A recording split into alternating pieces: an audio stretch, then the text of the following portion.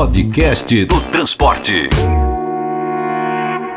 A gente tem repercutido aqui o sucesso da iniciativa de descarbonização do país por meio da eletrificação das frotas de veículos urbanos de transportes de passageiros, vulgo o busão do dia a dia. Mas a gente sempre abre nossos microfones para outras vozes que, sem desprezar o papel da eletricidade na transição energética, pedem um pouquinho de paciência ou até um pouco de equilíbrio quando as autoridades estiverem pensando em grandes investimentos.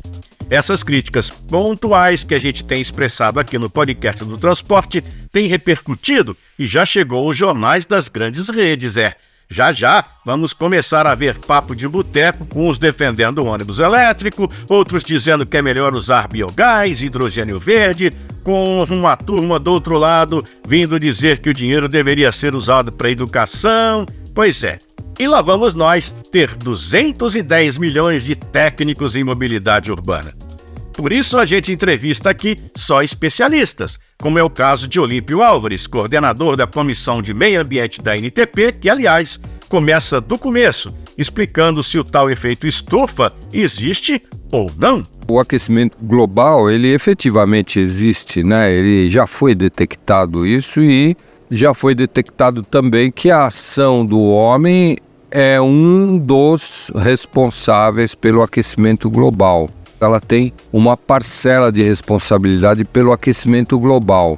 Agora, existem formas de você trabalhar para mitigar, né, esse aumento gradual da temperatura média da Terra. Então, existe muita coisa que pode ser feita, mas não da noite para o dia.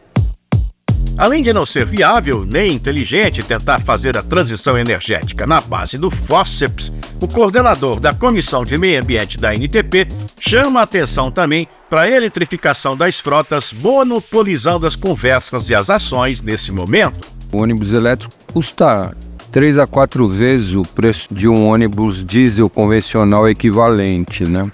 Um ônibus elétrico está na faixa de 3 a 4 vezes o preço de um ônibus a diesel, né? A gente falava 2 a 3, agora já está em 3 a 4, porque a realidade chegou, né? Os preços subiram muito nos últimos 2 anos por causa da pandemia, por causa da falta de componentes, né? Semicondutores, as autopeças ficaram todas muito mais caras. O dólar aumentou muito e o preço dos ônibus elétricos pulou de 2 milhões para 3 milhões, né? Ou de 1,8 para 2,6, sem contar a infraestrutura e sem contar a segunda bateria, porque ninguém fala da segunda bateria, porque a bateria ela custa cerca de 40% do valor do ônibus.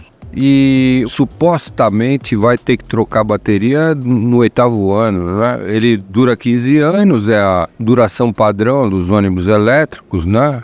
Depois disso ele vai ser sucateado, só que a bateria ela tem que ser substituída no meio da história. Como ela custa 40% de 2,5 milhões, nós estamos falando aí de 1 milhão, né? Uma bateria ou um pouco mais até. Não dá para implantar ônibus elétrico sem subsídio pesado, pelo menos esse custo inicial dele. Depois, na operação do ônibus elétrico, ele tem uma operação mais barata, ele vai recuperando aos poucos. Precisa ver como essa engenharia financeira vai ser feita também.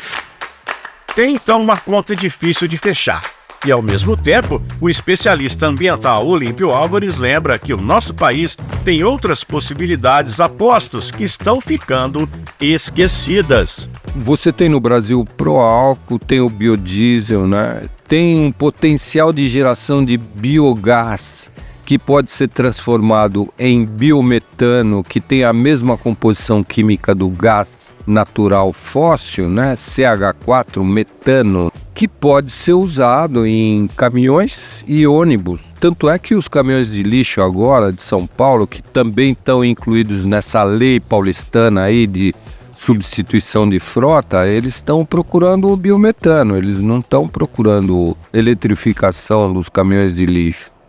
Então é uma vertente que tem que ser explorada, né? Estão aí as estações de tratamento de esgoto, estão aí os lixões, né, os aterros sanitários que podem gerar muito biogás, que pode ser transformado em biometano. Então aqui em São Paulo, por exemplo, nós temos uma plenitude aí de possibilidades aí de geração de biometano para operar com veículos a gás, inclusive ônibus. E seria uma tecnologia que não demandaria subsídio, que não custa um ônibus a gás, que tem um custo operacional menor que o diesel convencional. Esse ônibus a gás ele custa 15% a mais do que um ônibus movido a diesel convencional. Então vamos pensar bem no que nós vamos fazer no Brasil para não meter os pés pelas mãos e prejudicar uma população que é carente, né? É mesmo preciso agir de uma maneira mais calma e organizada nessa transição. Lembrando que o biogás, também chamado de biometano, é derivado de material orgânico. Além disso, suas emissões são reabsorvidas no seu próprio ciclo de produção. Isso quer dizer que essa é uma fonte considerada limpa e renovável. Podcast do Transporte.